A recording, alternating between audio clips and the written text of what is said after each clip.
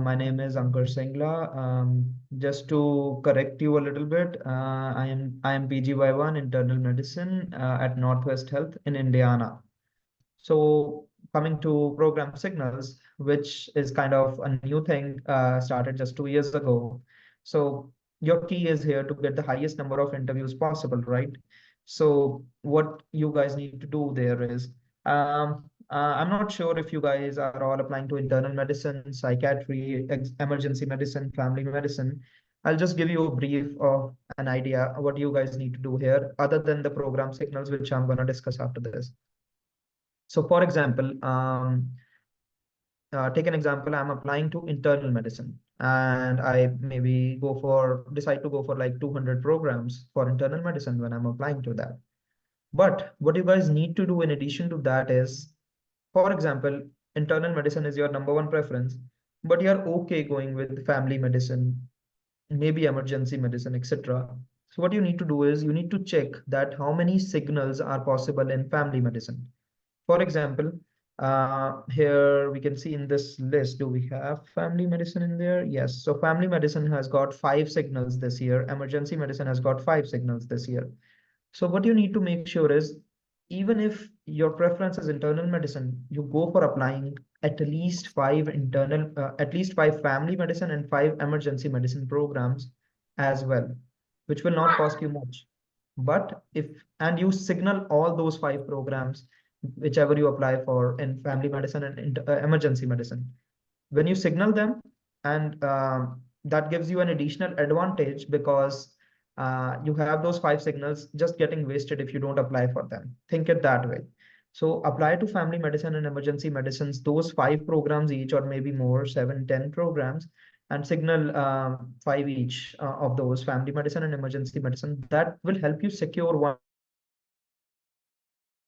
from internal medicine, which will boost your confidence towards the end of math cycle that yes, just in case I'm not able to match into my preferred internal medicine program, I still have family medicine or emergency medicine getting into that, and hence saving an year.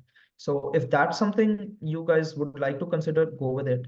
And then there are obviously some programs which have med-peds, medicine and pediatrics residency combined into 4 years. Then there are some programs which have internal medicine and psychiatry combined into just one full-fledged residency program. So you can obviously go through these programs and choose. For example, some people are like, okay, I can even do pediatrics if I don't get internal medicine. Then there are 5 signals for pediatrics. Just go and applying for at least 5 pediatric programs and signal all of them. And yeah, just increase your chances to get more number of interviews, and hence keeping them as a backup in case of internal medicine doesn't work out for you. So that was just an example. Getting back to internal medicine, this year has got 15 signals instead of 7 signals last year when I applied. So making it a little tough again, that how do you choose those 15 programs you need to signal there? So some things which matter here is, as the program insiders names suggest, what you need to do is you need to talk to people on LinkedIn, Twitter, maybe seniors from your med school, whichever program they are in, and you need to create a list of programs that don't review your applications at all if you don't signal them. There are such programs. Let me tell you. So last year there were around 13 to 14,000 IMG applicants, and what happens is, for example, there are 14,000 IMG applicants, and a single program has 8 to 9,000 applications to review in just a few weeks. And that's too less a time to review all the applications, right?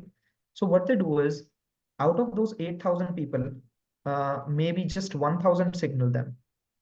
So the program prefers to review those 1,000 applications rather than reviewing all the 8,000, because those 1,000 which signaled them kind of have their program marked as a preference.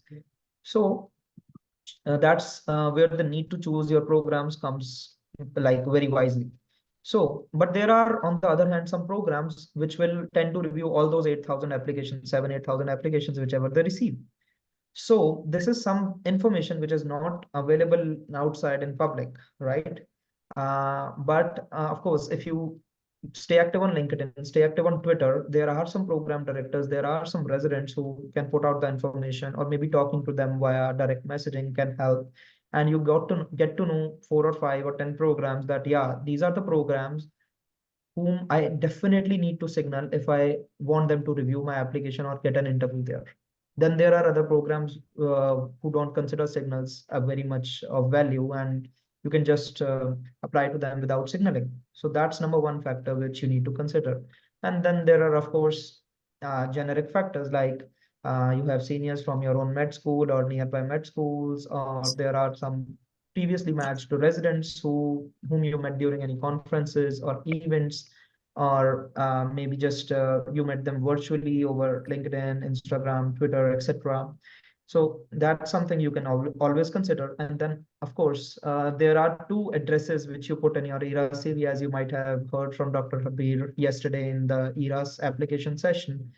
One is your primary address. For example, whichever home country you guys are from, you can just go on to put that as your primary address, and secondary address could be some relative or some connection you have within US. So putting that as a secondary address. For example, for me, my secondary address was in Michigan because my uncle lived there.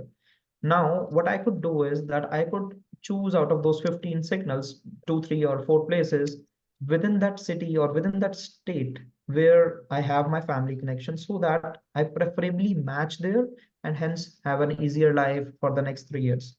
So that's again a factor which kind of factors in when you're choosing those 15 signals. And then there are, of course, some people like to preserve a signal or two for some of their dream programs. That this is the dream program I need to match. But make sure you go through their websites carefully and then you choose those programs, because having Harvard as a dream program might not help you, right? Then, of course, there are people who H1, then there are people who prefer J1 visa over H1B, and they tend to choose more such programs depending upon their preferences. So that's another factor to consider.